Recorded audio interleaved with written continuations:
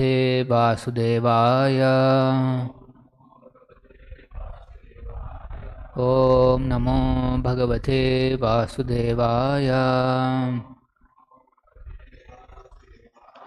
Narayanam Namaskrutyam Naram Chaiva Narottamam Devim Saraswatim Vyasam Tato Jayamudhiraye Ashtaprayesha Bhadreshu Nityam Bhagavata Sevaya Bhagavati Uttama Shloke Bhakti Bhavati Naistiki.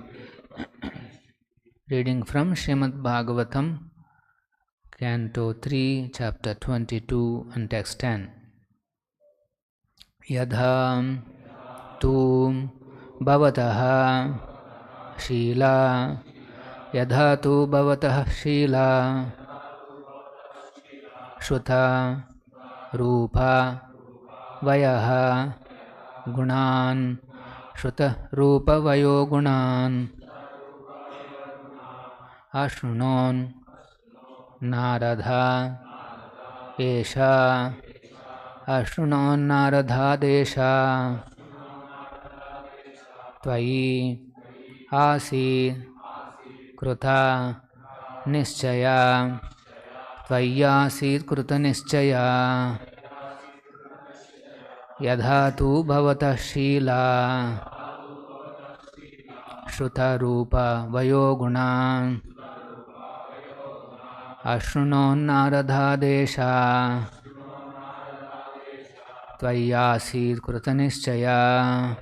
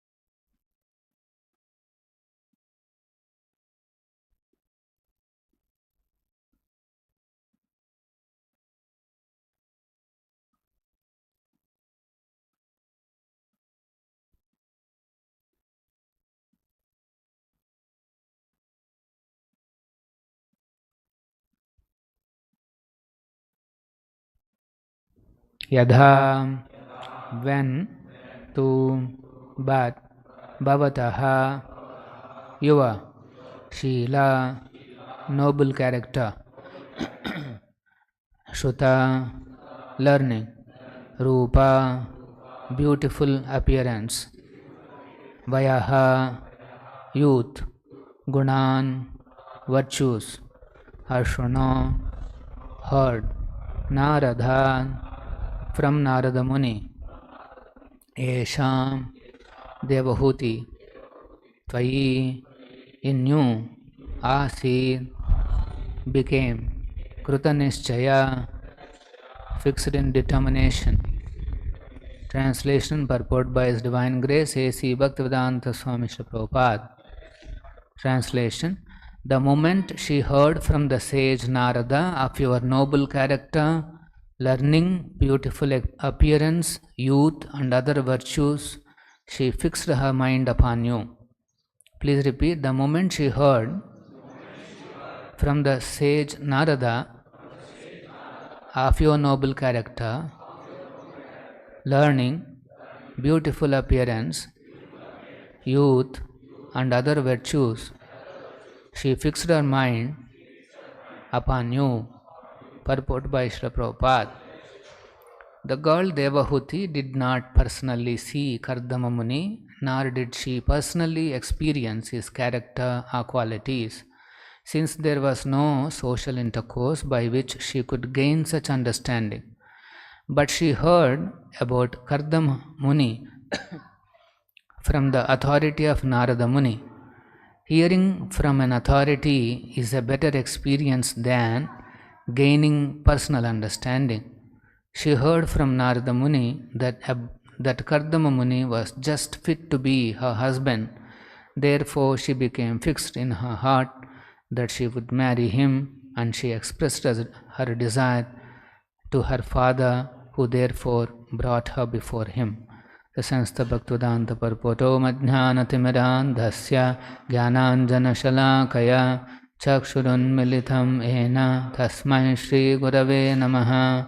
Namah Om Vishnu Padaya Krishna Preshtaya Bhutale Srimate Bhaktivedanta Swaminiti Namane.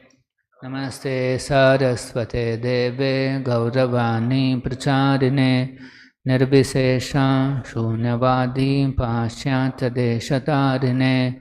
Jayo Shri Krishna Chaitanya Prabhu Nityananda Yadvaita Gadadhara Shiva Sadi Gaura Bhakta Vrunda.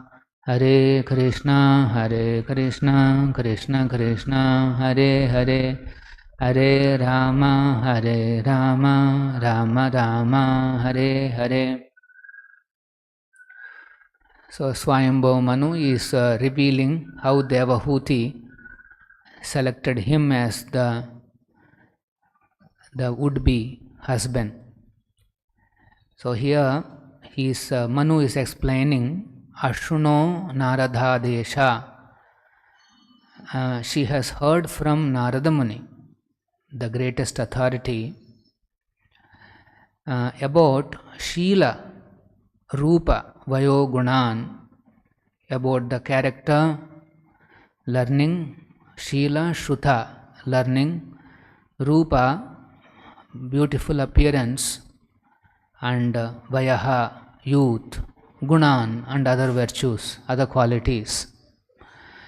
And so, as soon as she heard from an authority, Tvayi Asit Krutanischaya, she has fixed up her mind that yes, I should marry such a sage of great character. So, Devahuti decided to marry a sage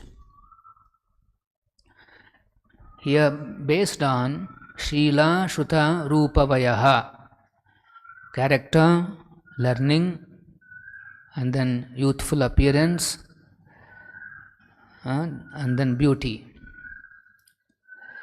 So here Shila is the first parameter. The primary parameter based on which the marriages used to happen is this Shila, character. Yatha Shila, Yatha Ruchi. There are two parameters, the character and taste. So, because it is a deeper subject, character and then the taste of a person, these are very deeper subjects. So the parents used to take this responsibility to ascertain whether the character of a boy or a girl is suitable for a long-term sustained marriage. So they used to. So here the advantage for Devahuti and Manu is that they heard it from Nārada, who approved that yes, he is of a good character. So that's why the princess, she is a princess, daughter of an emperor. She came in search of an ordinary sage living in an ordinary hermitage. So can you believe what is the value system?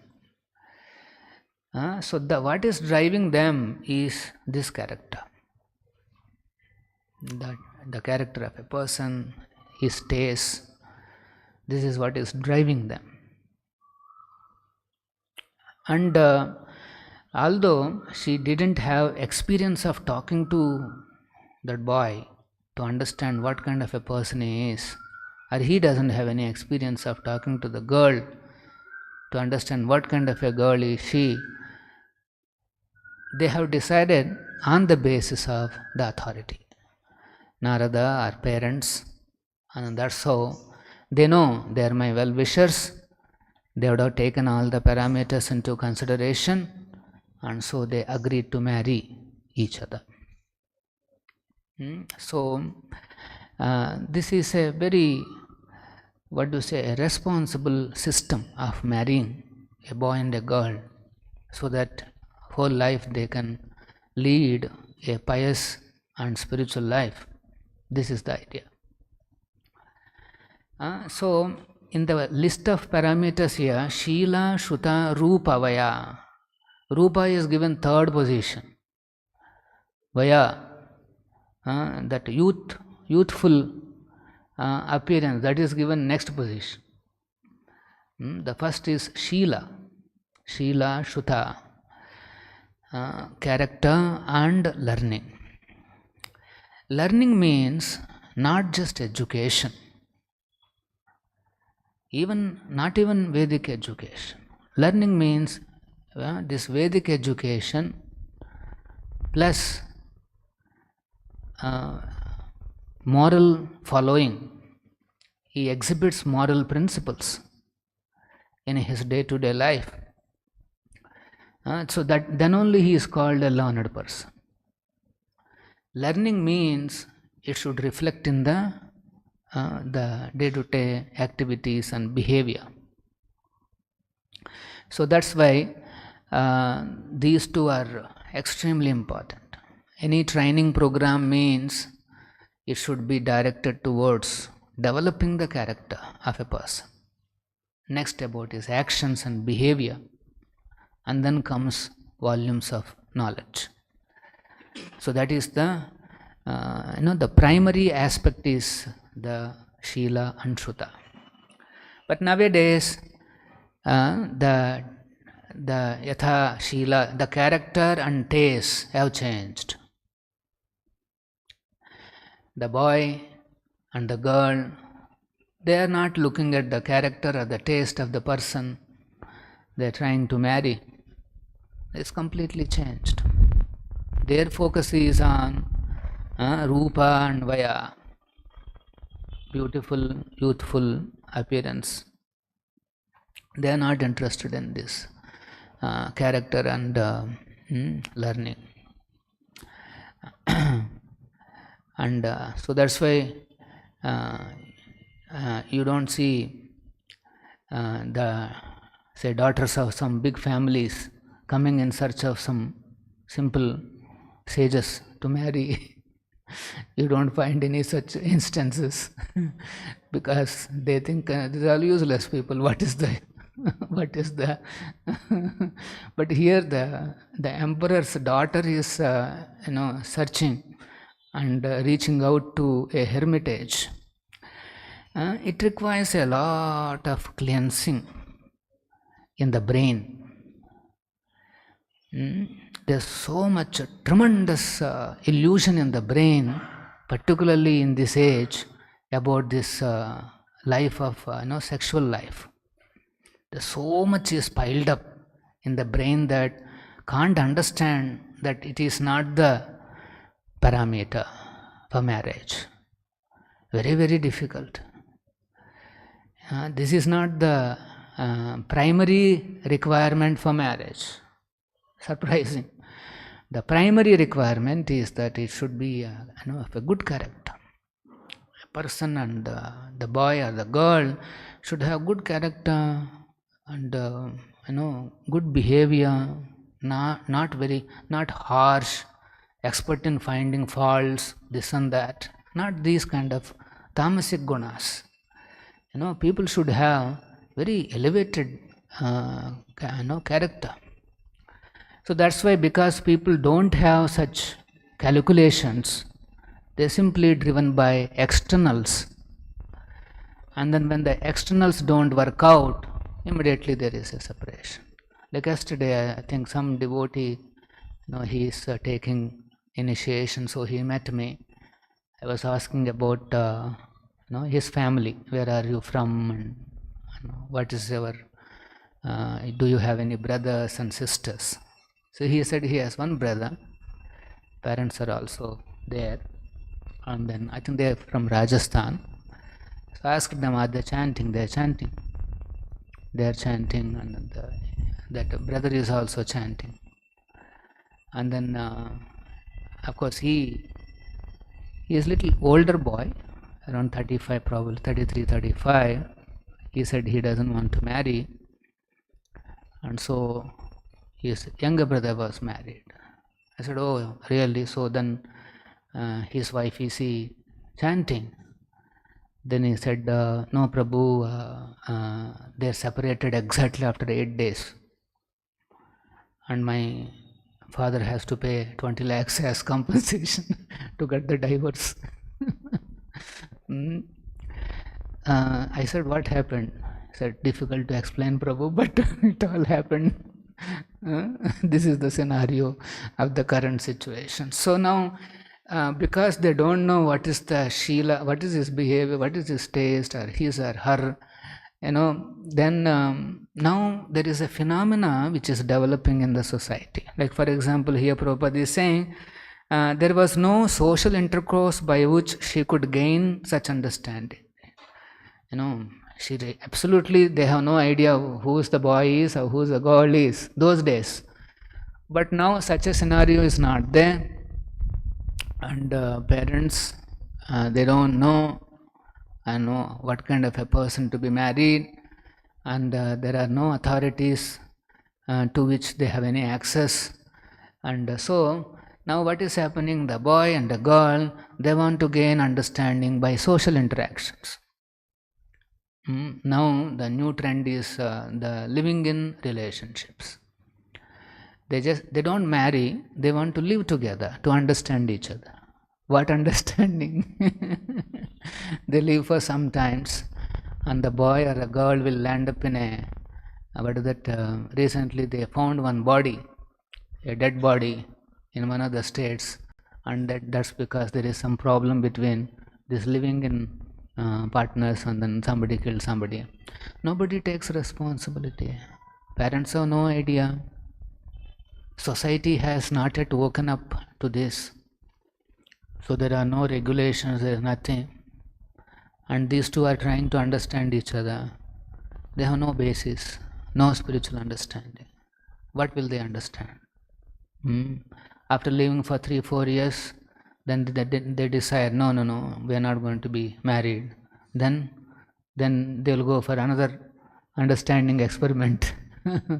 Life goes on like that. They have no idea that the purpose of this life is to transcend the illusion. There is an insurmountable illusion. Our brains are all full of this illusion. Actually, there was one instance in Bhagavatam where Lord Brahma is explaining to Nārada Muni. He is saying, anyone who is specifically favored by the Supreme Lord, the personality of Godhead, due to unalloyed surrender unto the service of the Lord, can overcome the insurmountable ocean of illusion. Jai Radha Govinda. And can understand the Lord. But those who are attached to this body, which is meant to be eaten in the end by dogs and jackals, cannot do so. Nārada Muni is hearing from Lord Brahma that yes, there is an insurmountable illusion, and if somebody is attached to this body, impossible for him to overcome this illusion or to understand Krishna. And only when somebody surrenders to the Lord, engaged in his service, then he will be able to cross over this insurmountable illusion. So Nārada Muni knows that attachment to body means that he doesn't understand, he will not be able to understand Krishna. And he knows that if somebody marries, this attachment to body will only increase. The bodily concepts will only grow. Illusions will become very tight, very big. But how is it that still he is recommending marriage here? He is explaining about Kardama Muni to Devahuti, and and then he is organizing this marriage. How is it that? Actually, many Indian parents, they know this principle, that if somebody is attached to the body and bodily relations, then his attachment for God will come down. They know intrinsically. That's why as soon as a boy or a girl becomes serious in Krishna consciousness, immediately they'll say, get him married. Immediately you get him married, they'll say. Why? Because as soon as they get into this janjat, immediately they forget about their goal. So that's why that's why they encourage like that. Everybody encourages marriage for a different purpose. This is the problem. But whereas here, Nārada Muni is organizing all this for a different purpose. Ordinarily, marriage means simply increasing illusion. There is no other possibility there. Simply. When Shukadeva Goswami was walking away from his house, his father Vyasadeva was following him, because as soon as Shukadeva Goswami was born, actually he is born late. As soon as he is born, he started walking away from the house. He's grown so much. And then the Vyasadeva is following behind. And then he is calling out to his son, my dear son, please come back. And while they were walking like that, they passed by one small water pond, some lake or some river, and some young ladies are taking bath. They were taking bath naked. And then here comes Shukadeva Goswami. He is about 16 years old. His body is well developed and he is also naked. So when these ladies see Shukadeva Goswami, and from his face, from his demeanor, they can see that he is an exalted personality. He has no discrimination of these material things. When he is passing by, they have not attempted to cover their bodies, or they're trying to behave differently. But just behind him came Vyasadeva. As soon as they saw Vyasadeva, immediately they tried to dress up and cover themselves so that the respect is shown. So then Vyasadeva becomes curious, and then he asks them, why didn't you do that with Shukadeva Goswami? Then they say, yeah, we can know that he has no discrimination of a man or a woman. Because he is liberated. By birth he is liberated. He is absorbed in monism, transcendental position. And then so he is not, he doesn't have any discrimination of here is man and here is woman. He is a transcendental personality. But what about Vyasadeva? Is he not transcendental? He is also a transcendental personality. In fact, he is incarnation of Narayan. But then Vyasadeva, he happens to play the role of a gruhastha, a married person. So, as per the social custom in married life, you have to discriminate. Here is man and here is woman. So, Vyasadeva has exhibited that behavior. Artificially, he didn't trying to show off his transcendental nature, by saying everything is one. He has, as a social custom, because he's a married person, he has to discriminate a man and a woman. So this is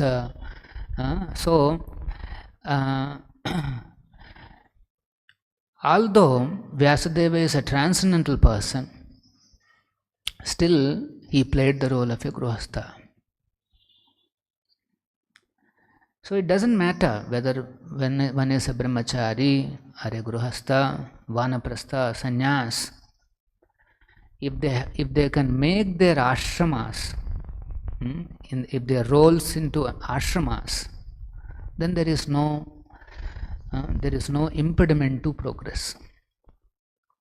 But if they turn their those particular student life or a married life into a materialistic life, then they are not properly utilizing the opportunity. So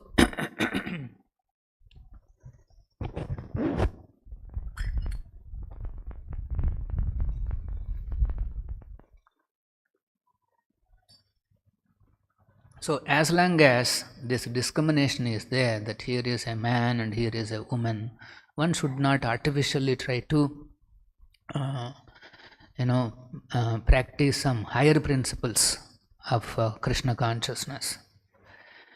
So we all certainly see the discrimination of a man and a woman, and so one has to follow these ashramas carefully. Student life means you should try to focus on studies, learning the science of God, and then try to develop the detachment from this world. And after completion of his studies, if he still wants to enter into married life, there also there is a framework given how to keep these attachments minimal. Because married life means attachments will exponentially increase towards the family, towards the business, towards the land, towards this, towards that. They will be in a race to accumulate more and more material things. This is a natural psychology in the marriage. But then if they're devoted, if they keep Krishna in the center, they know that they have to increase their attachment for Krishna, not for the material things. Then, yes, they can lead an ashram life. And then, vanaprastha means husband and wife, they start traveling, they start minimizing their attachments to their family, their those house and all that. And then finally, when it comes to sannyas, he gives up all the connection with the family, including his wife, and says, Bapre Bap, enough. Now I will focus fully on Krishna. This is the gradual process of how all these ashramas are designed to minimize attachment to this world, which comes from attachment to our own families and houses and this and that. If this target is not there, then simply married life will be disrupted. It depends on what is the Sheela and the taste and all those things. If it is, I was surprised in 7-8 days, that's all over. And married life without any Krishna consciousness, it will be full of politics, hypocrisy. One doubts another, another doubts one more, and everybody lives in suspicion and doubting each other. There's a full of duplicity, hypocrisy and duplicity. This is what the life is. And then because they don't have any guiding principles, they also produce children without any proper samskara, and then such children will be on the level of cats and dogs. If the parents also produce children like cats and dogs, what is produced will also be cats and dogs. This is an unfortunate situation. They are not technically called human beings. who are produced from such interaction of a man and woman. The formula to combine a man and woman properly is Shila. Character and taste should be in such a way that they have taste for divine life. They have taste for divine wealth. This is the wealth. What is that? Character, good behavior. These are the divine wealth. And so they should be geared up for this wealth, not the regular paper currency. Running, and then in the end, they fight like cats and dogs, and then divorce, and then again fight for that paper currency. How much you can give me, how much you have to give me, this and that. This is not the life. Everything has to be done very responsibly. We have very limited time, hardly any time. And even if somebody lives for some 60, 70, the later days will not be so productive. People are all struggling with health and this and that, so many issues. How can you focus? So that's why everybody should be very keen to optimize his time and energy for developing knowledge of Krishna, detachment from this world. If somebody thinks that this world is my permanent place, somehow let me settle down here, and I can settle down by earning more money, more this thing, more. There is nothing called settlement like that. This is a wrong direction, wrong aspiration. So that's why Prabhupada is saying here, hearing from an authority is a better experience than gaining personal understanding. Many people, after so much of beating and so-called their personal understanding of life, in the end they realize, oh, I should have done this. Actually, there is a survey of one hospital where, of course, one nurse was taking care of many patients, and then she saw many patients dying also in her life. And then she used to ask them, do you have any desires or any points to tell? And most of them, they'll say, I should have utilized my time properly. I should have done this. Of course, those goals are also again material. I should have finished going to America. I should have done this, I should have done that. Nobody is saying, I am completely satisfied, I am ready for death. There is nobody. So, our preparation has to be for something which is inevitable. Whether you will become billionaire or not, that's a different issue. But then, what is inevitable? Are you preparing? People have no such ideas. So that's why hearing from authorities like Nārada Muni, Prabhupada, that is a better experience. Immediately it should be converted into experience. You should not think, okay, I will wait for some proof. When we read, we should not think that, okay, I need some other proof. That itself is the proof. That itself is the evidence. It's called Vedic evidence. So, the evidence is that moment you hear from Prabhupada or from the Shastra, that is the experience. There is no need to prove it. That itself is a condensed, realized, experimented, everything is over. And that knowledge is coming to you, and then one should take it. Than giving importance to his personal, some kind of an experience or whatever. Of course, when you take the experience from the authorities, that will become your experience too. Slowly, it will be part of your experience, and that is the success. If what we read day after day gradually becomes our experience, and that is the success. And what is the secret for that? Just go on here. Ashruno Nārada. In the parampara, whatever is coming, this Bhagavatam, you read. Every day you read. Gradually that will sink into our cheta, as an experience, as a realization. Realization means something that will take you closer to Krishna. So certainly when you go on reading, hearing Bhagavatam, will become closer to Krishna, and that becomes a realization. Any questions? Srila Prabhupada ki jai.